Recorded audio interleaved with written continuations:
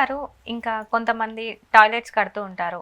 అంటే ఎలాంటి ప్లేస్‌లో కడితే బావుంటుందండి?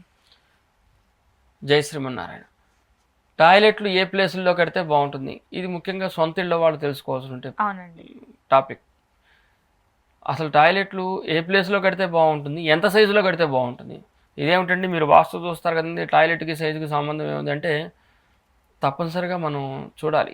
అంటే ఆ దిక్కు ప్రకారంగా టాయిలెట్లు కడుతున్నాం, బట్ కానీ టాయిలెట్ సైజు బెడ్రూమ్లో సగం ఉంటున్నది ఇవాళ రేపు. అవునండి. చాలా పెద్ద పెద్దగా టాయిలెట్గా కడుతున్నారు. సార్. స్టీమ్ బాత్ పెట్టాలి, మా అబ్బాయి పడుకొని స్నానం చేయాలి, ఇంకా మళ్ళీ పక్కన వెట్ రూము, టాయిలెట్లో dry room, dry wet area, ఇవి మొత్తం కలిగితే వాడికి 11 అడుగులు 10 అడుగులు గది అవుతుంది. బెడ్రూమ్ చూస్తేనేమో 14 అడుగులు అయితే, టాయిలెట్ చూస్తే 10 అడుగులు గది. అవునండి.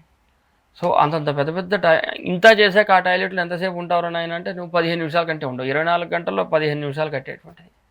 దీనికి ఒక నియమం ఉండేది, మా నాన్నగారు చాలాసార్లు కూడా చెప్పినారు.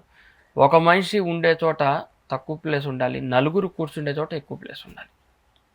నలుగురు కూర్చుండేటువంటిది అసెంబ్లీ పాయింట్ హాల్ అవుతుంది. అది ఫస్ట్ కేంద్రీకృతం చేసి మంచి హాల్ తీసుకుంటున్నాము. తర్వాత ఇద్దరు కూర్చుండేది, అది బెడ్రూమ్ కావచ్చు, వంటగది కావచ్చు, దాని మీద తగ్గుతుంది. తర్వాత ఒకడు కూర్చుండేది టాయిలెట్ అన్నిటికంటే చిన్నగా ఉండాలి. ఇంకా ఇది అది ఏ దిక్కులో ఉండాలి? అది దక్షిణము, పడమర.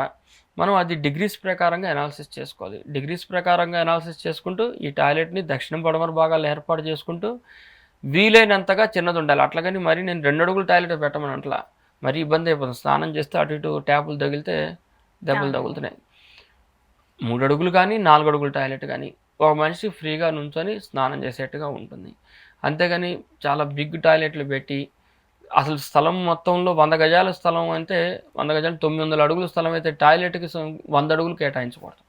10% టాయిలెట్ ఆక్యుపై చేసినప్పుడు ఆటోమేటిక్గా ఇల్లు మైనస్ అయిపోతున్నది.